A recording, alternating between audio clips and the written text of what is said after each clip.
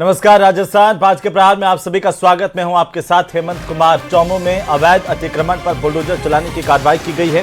Police प्रशासन ने शहर में इमाम चौक जाने वाले मार्ग में अवैध निर्माणों को तोड़ा है। इससे पहले अवैध निर्माण करने वालों को नोटिस जारी कर 3 दिन का वक्त दिया गया था। 31 दिसंबर को नोटिस की मियाद खत्म हुई और इसके बाद आखिरकार 2 जनवरी को यह कार्रवाई की गई है। करीब 60 से ज्यादा चिन्हित अतिक्रमणों को हटाया गया है। सरकार इसे लेकर लगातार सख्त है और पहले ही संदेश दे चुकी है कि कोई भी कानून अगर तोड़ेगा तो उसके खिलाफ कार्रवाई की जाएगी। आज इसी पर करेंगे प्रदेश की सबसे बड़ी चर्चा। पहले रिपोर्ट देखिए।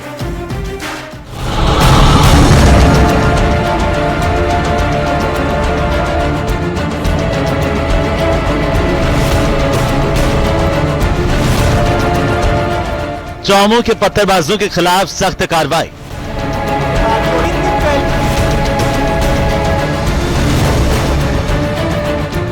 आरोपियों के अतिक्रमण पर चला बुलडोजर।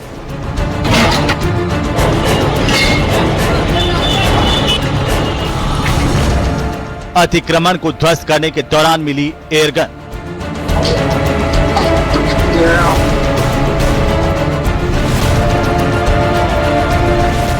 25 दिसंबर को हुई हिंसा के बाद कार्रवाई।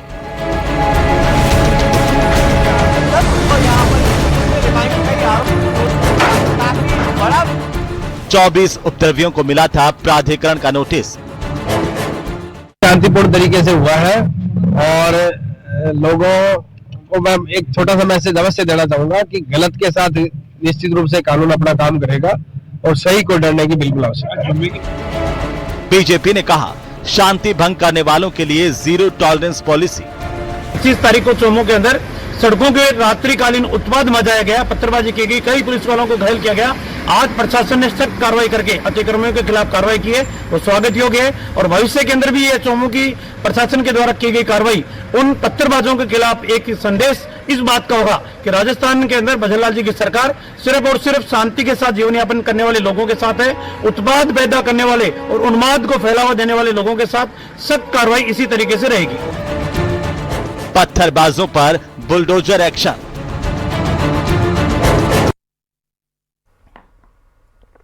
तो आखिरकार चौमू में बुलडोजर एक्शन हुआ है और लंबे समय से जिन्होंने अतिक्रमण कर रखे थे, प्रशासन को उनकी अब जो है अब वो सुध ली और ऐसे में यहाँ पर कार्रवाई भी की गई है। इसे लेकर के कई तरह से अलग अलग प्रतिक्रियाएं भी सामने आ रही है और हमारे साथ खास मेहमान आज की चर्चा के लिए जुड़ चुके हैं। सबसे पहले मैं परिचय करवा दूं, हमारे साथ है शैलेंद्र गुर्जर, भारतीय जनता पार्टी के प्रवक्ता और नेता। नितिन सारस्वत हमारे साथ हैं, कांग्रेस पार्टी के प्रवक्ता। और आशुतोष रावत हमारे साथ हैं, वरिष्ठ पत्रकार के तौर पर। राजेंद्र त्यागी हमारे साथ हैं, पूर्व पुलिस अधिकारी। और हमारे सहयोगी हीरालाल सेन हमारे साथ जुड़ रहे हैं चौमू से, वो हमें अपडेट बताएंगे। हीरालाल जुड़े, तब तक एक प्रतिक्रिया मैं चाहता हूं त्यागी साहब आपकी इस पर। क्या ये जो पत्थरबाज हैं, इनके पत्थरबाजी करने के बाद इन पर कार्रवाई की गई या जो अतिक्रमणकारी है उनकी तरफ से प्रशासन आके मूंदे रहता है और जब सामने आता है इस तरह की घटनाएं होती है तब लगता है कि अतिक्रमण के खिलाफ कार्रवाई हो जानी चाहिए? अतिक्रमण तो कहीं पर भी हो, सब पर कार्रवाई होनी चाहिए, होने ही क्यों दिया जाता है अतिक्रमण, यह भी सवाल है।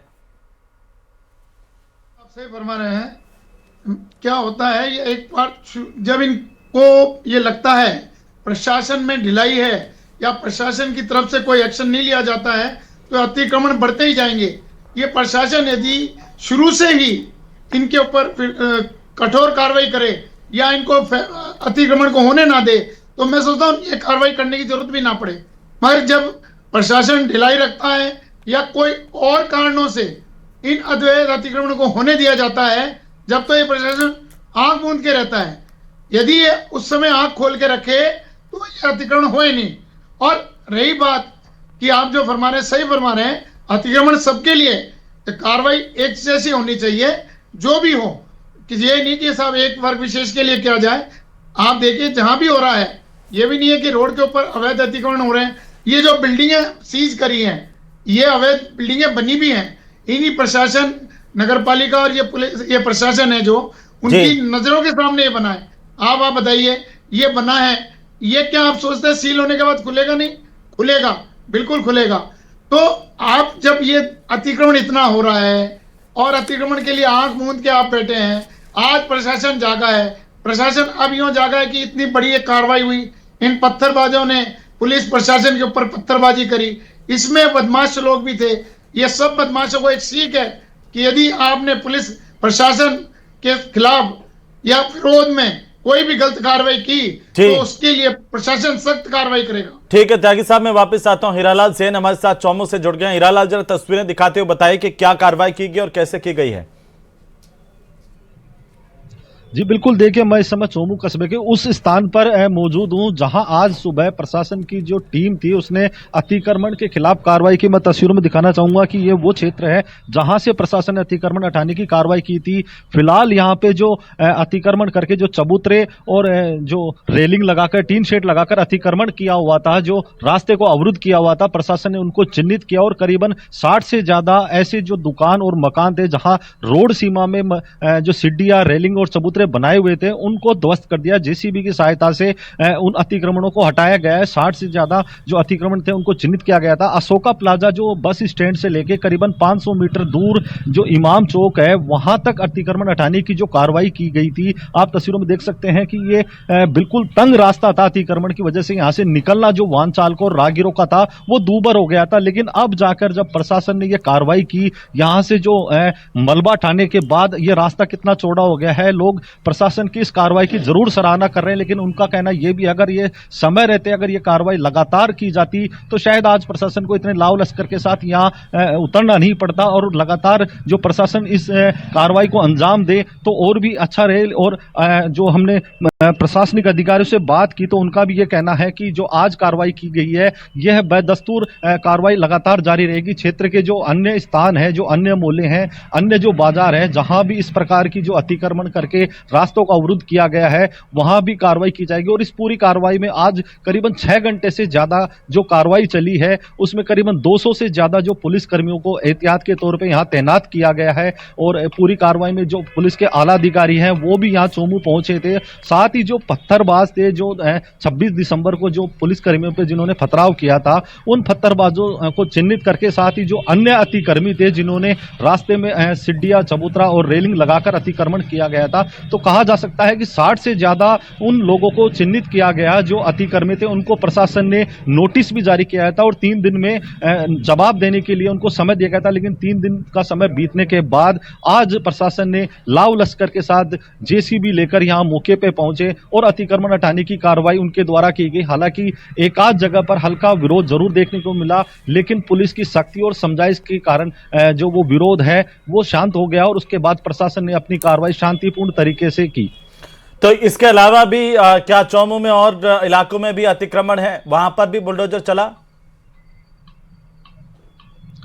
जी बिल्कुल, देखिए प्रशासन के द्वारा लगातार अतिक्रमण हटाने को लेकर कार्रवाइयां की जाती रही है। और आज हमने जब नगर परिषद के जो अधिकारी हैं उनसे हमने बात की तो उनका कहना है कि इस प्रकार की कार्रवाइयों को लेकर प्रशासन मुस्तैद है। पहले भी ऐसी अतिक्रमण हटाने की जो कार्रवाई है वो की जाती रही है और आज जो कार्रवाई की है और इस कार्रवाई को अंतिम कार्रवाई न समझे, आगे भी ऐसी कार्रवाई की जाएगी। अन्य जो बाजार हैं जहां अतिक्रमियों द्वारा रास्ते को चबूतरे और टीन शेड लगाकर अतिक्रमण कर रखा है, रास्ते को अवरुद्ध कर रखा है, उनको चिन्हित किया जाएगा, सर्वे किया जाएगा। बिल्कुल हीरालाल, नजर बनाए रखिए, अपडेट हम आपसे रहते रहेंगे। फिलहाल शुक्रिया कि आपने तमाम जानकारी दी और बताया कि किस तरीके से कार्रवाई हुई है। शैलेंद्र जी, कैसे देखें इस कार्रवाई को?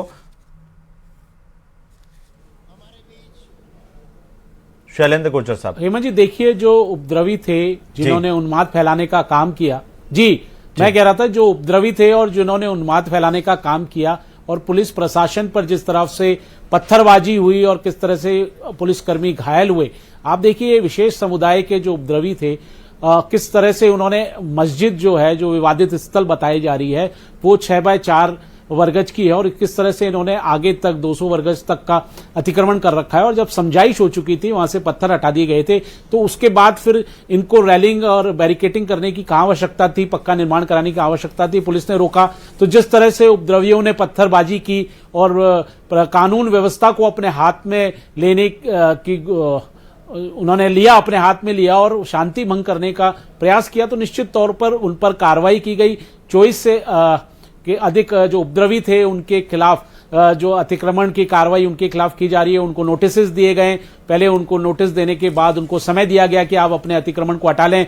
जो अवैध कॉमर्शियल बिल्डिंग्स बनी हुई हैं या जो बूचड़ खाने अवैध बने हुए हैं या आगे उन्होंने दुकान मकानों के आगे अतिक्रमण कर रखा है, रोड को छोटा कर रखे हैं, चाहे उन्होंने सीढ़ियां बना रखी हो, प्लेटफॉर्म बना रखे हो, उनको नोटिस देने के बाद पर्याप्त समय दिया गया और उसके बाद उन्होंने नहीं हटाया तो ये नगर परिषद ने कार्रवाई की है। और ये एक सकारात्मक कार्रवाई है जो बताता है कि अगर कोई भी कानून प्रशासन को अपने हाथ में लेगा, कोई भी पुलिस प्रशासन या वहां के लोकल एडमिनिस्ट्रेशन से इस तरह की पत्थरबाजी या उनसे मुठभेड़ करेगा तो उस पर आगे निश्चित तौर पर कार्रवाई होंगी। नहीं, लेकिन शैलेंद्र गुर्जर साहब, पत्थरबाजी का और अतिक्रमण का क्या संबंध है?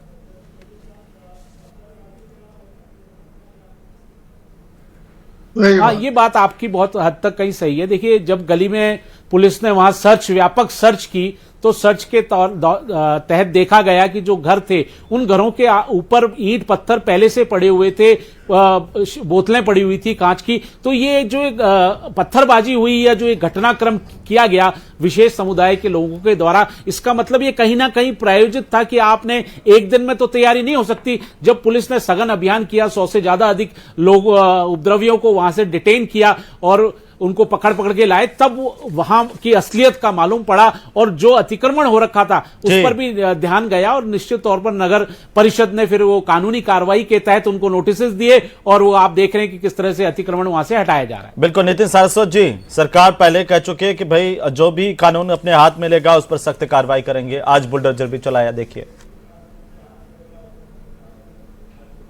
डिबेट के फर्स्ट पार्ट में ये प्रूव हो गया कि न्याय जैसी कोई चीज नहीं है और सरकार सोई हुई है। सर, इन्होंने खुद माना कि जब हम लोग 2 साल तक सो रहे थे उस अवैध अतिक्रमण के खिलाफ, जब पुलिस के खिलाफ पत्थरबाजी हुई तब हमारी नींद जागी तो हमने कार्रवाई की। अच्छा, अवैध अतिक्रमण मैं अनुरोध करूंगा संबंध निकाल दिया। कि मंच पर जो अतिथि है उनका हो रहा है उसको बंद कीजिए थोड़ा जी। अवैध श्रद्धेय ज्ञानेश्वरी पूज्य आराध्य इन्होंने कहा कि 2 साल तक हमारी सरकार थी, हमें पता ही नहीं। रामभद्राचार्य जी महाराज का स्वागत करेंगे। एग्जांपल बताना चाहता हूँ, और क्योंकि हमारे मैं अनुरोध करूंगा कि आप हमारे आयोजन अध्यक्ष माननीय श्री कुछ किसी के आधार पे जी, ये कहीं कार्यक्रम आपके पास हो रहा है, इनकी आवाज भी हमारे इसमें टीवी में आ रही है। आशुतोष जी, कैसे देखा जाए इसे, सरकार के दावे और प्रशासन की कार्रवाई?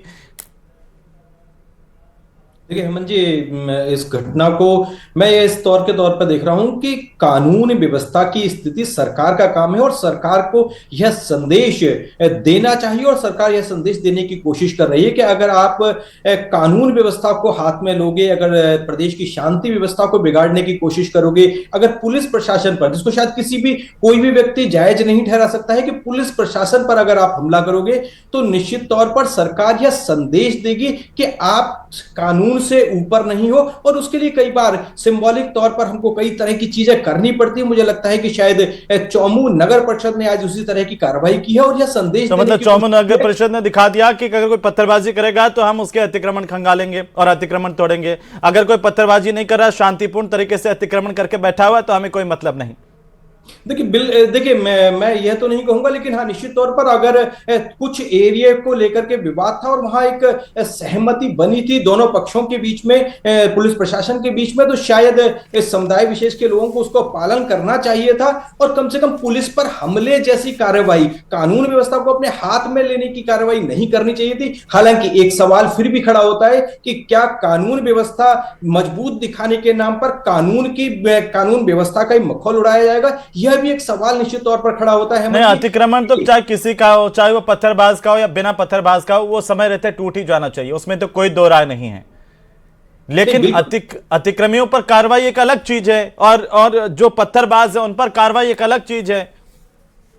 देखिए, मैं नगर परिषद ने और जो पुलिस प्रशासन, वहां का स्थानीय प्रशासन है, डीसी हो चाहे एसएचओ, उन्होंने साफ कहा है कि हमने यह कार्रवाई किसी धर्म विशेष के लोगों के खिलाफ नहीं की है। हमने उस पूरे लगभग 500 मीटर के एरिया का ये जो एरिया है वहां से अतिक्रमण हटाया है। ऐसे में राजनीतिक फायदा लेने के लिए कोई व्यक्ति कह सकता है कि हमने कानून व्यवस्था का भय दिखाने की कोशिश की है, लेकिन कम से कम प्रशासन अब ये श्याम दूध भंडार वाला है, अब इसके आगे भी अगर ये सीढ़ियां आगे तोड़ी जा रही हैं तो ये कोई पत्थर थोड़ी फेंक रहा था।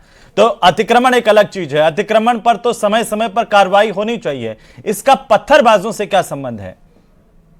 नहीं, बिल्कुल आप सही कह रहे हैं कि इसका पत्थरबाजों से कोई संबंध सीधे सीधे नहीं है, लेकिन सरकार को लिए, प्रशासन के लिए और पुलिस प्रशासन के लिए हेमंत जी यह दिखलाना भी बहुत आवश्यक है कि कम से कम उनका भय, अगर पुलिस का भय समाज के अंदर से खत्म हो जाएगा तो शायद कानून व्यवस्था की स्थिति बनाना प्रदेश में नामुमकिन हो जाएगी। ऐसे में एक भय हर व्यक्ति के अंदर, मैं यहां किसी समुदाय विशेष की बात नहीं कर रहा हूं, लेकिन व्यक्ति के अंदर जो पुलिस प्रशासन पर हमला करने की हिमायत कर रहे हैं, उन लोगों को कम से कम यह संदेश प्रशासन ने जरूर दिया है कि अगर आप गलत तरीके से गलत चीजें करोगे तो प्रशासन जो आपकी तमाम गलतियों को नजरअंदाज कर रहा है, उन तो पर प्रशासन को तो वैसे ही तमाम चीजों को नजरअंदाज नहीं करना चाहिए। अगर प्रशासन अगर ये संदेश देता है कि हमने नजरअंदाज किया और जब आपने पत्थर फेंके तो हम आप पर कार्रवाई कर देंगे, वो तो फिर प्रशासन का ही फेल्योर जैसा कांग्रेस बता रही। नितिन सारस्वत बोलिए।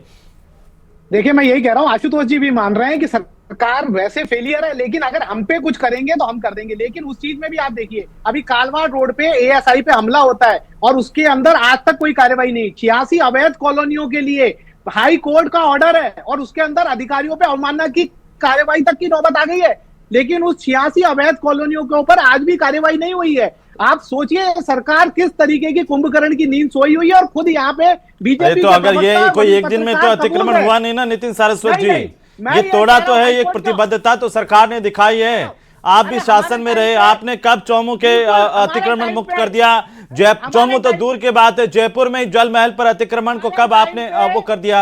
या कितने जो नदियों के किनारे वो फार्म हाउसेस बने हुए हैं वो कौन सा तोड़ दिया? किसी एक ने तोड़ा हो तो बता दो। पूरा अतिक्रमण हो रखा है। हमारे टाइम पे बहुत जगह अतिक्रमण क्या नाम से हटाएगा, और ये नहीं कहा गया कि अभी जब पत्थर चले तब हम अतिक्रमण हटाएंगे, तब हम जागे, हमें कुछ पता नहीं चला। 86 अवैध कॉलोनियों का जयपुर के अंदर है, 86 अवैध कॉलोनियों का हाईकोर्ट का ऑर्डर है, सुप्रीम कोर्ट से एसएलपी खारिज है और उसके बाद में अधिकारियों पे अवमानना की कार्रवाई हो गई। आज तक भी त्यागी साहब बताएंगे, रामगढ़ बांध वाले कैचमेंट इलाके में कितने सालों से अतिक्रमण है? क्या ये नितिन जी की सरकार थी तब दिखाई दिया था?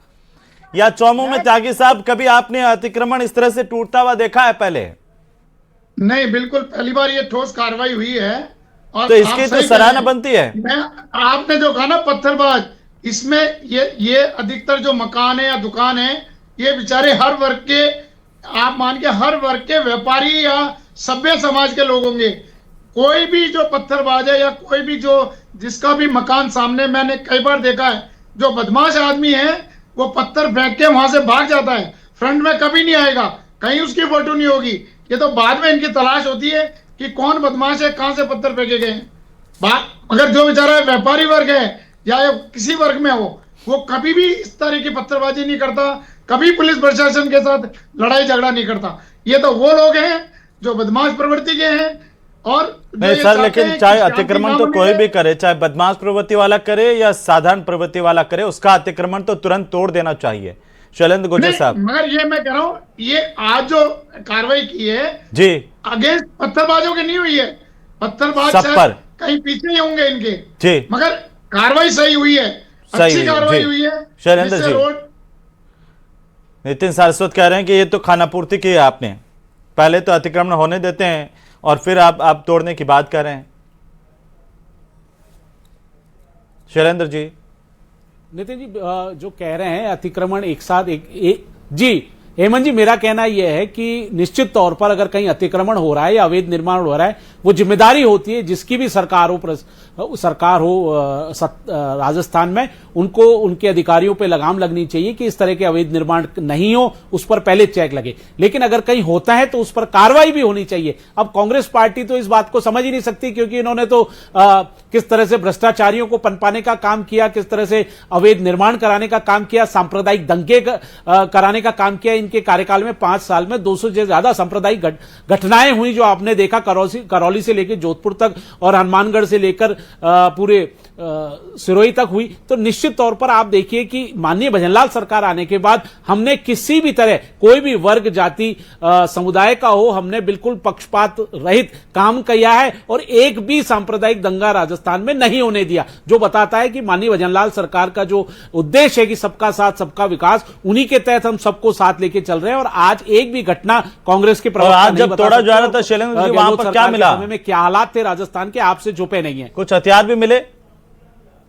हाँ, निश्चित तौर पर देखिए वहां पर कुछ हथियार मिलने की बात भी आई थी, तो उसमें फिर एक मैं जो वहां के डिप्टी एसपी हैं उनका बयान देख रहा था, तो उन्होंने कहा कि कुछ कूड़े में कुछ हमको लोहे के सरिये, एक बंदूक मिली है, लेकिन वो एयरगन है, तो उन्होंने पुष्टि की है कि ऐसा कोई हथियार नहीं मिला है। लेकिन निश्चित तौर पर सर्च में अगर कोई चीज मिलती है और उसकी पुष्टि होती है तो बताया जाता है। लेकिन किस तरह से आप देखिए, घरों पे ईंट और पत्थर इकट्ठे थे, कांच की बोतलें इकट्ठी थी, तो कोई एक दिन में तो हुई नहीं होती। तो ये कहीं ना कहीं बताता है कि विशेष समुदायों को एक राजनीतिक पार्टी का संरक्षण है, नेताओं का संरक्षण है, ताकि वो क्या है कि इस तरह की तैयारियां करें और वक्त आने पर या कोई ऐसी बात होने पर और उपद्रव मचा सके और उन्माद पैदा कर सके। राजस्थान जो एक शांति प्रदेश माहौल है, जो विकसित होता जा रहा है, आप देखिए जो माननीय प्रधानमंत्री नरेंद्र मोदी जी की सोच है विकसित भारत, उसी के तहत अब राजस्थान विकसित भारत की तरफ बढ़ने की कोशिश कर रहा है। उसमें किस तरह से खलल डाला जा सके, व्यापार उद्योगों को ठप किया जा सके, पर्यटन